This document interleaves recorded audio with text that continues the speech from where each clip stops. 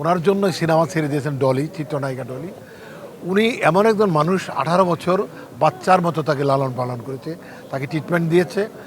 ওনার যে ওইরকম নারী বাংলার ঘরে ঘরে আসা উচিত বলে আমি মনে করি। ওনার নিজের বিল্ডিং বিক্রি করছে 3 কোটি টাকা। সেই 3 কোটি টাকা দিয়ে উনি চিকিৎসা করেছেন ওনার হাজব্যান্ডের, বাট হাজব্যান্ডের কিন্তু বিল্ডিংটা উনি বিক্রি করেন নাই। এটা দেখেছি যে ওখানে যাওয়ার পরে কবরস্থান গেলাম, কবরস্থানে জায়গা ঠিক করলাম, সুন্দর একটা জায়গা ওনার কপালে ছিল ভালো।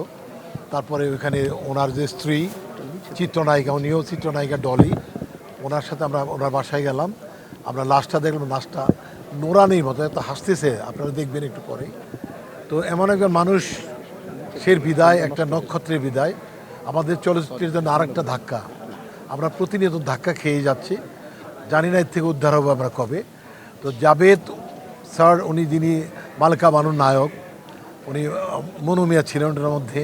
নিশান ছবিতে উনি খুব অ্যাকশন, মানে কালেখার ক্যারেক্টার করেছেন। আর ওনার একটা খুব কমন সিনেমার গান আছে, চুপি চুপি বলো কেউ জেনে যাবে, ববিতার সাথে উনি করেছেন, ববিতা ম্যাডামের সাথে। তো ওনার এই যে ওনার অর্জনকে আমরা খুব বড় চোখে দেখছি, আর ওনার বিদায়কে আমরা অন্ধকার দেখছি। আর স্পেশালি ওনার স্ত্রী, যিনি ওনার জন্য সিনেমা ছেড়ে দিয়েছেন ডলি, চিত্রনায়িকা ডলি। উনি এমন একজন মানুষ, 18 বছর বাচ্চার মতো তাকে লালন পালন করেছে, তাকে ট্রিটমেন্ট দিয়েছে। ওনার যে ওইরকম নারী বাংলার ঘরে ঘরে আসা উচিত বলে আমি মনে করি। ওনার নিজের বিল্ডিং বিক্রি করছে 3 কোটি টাকা।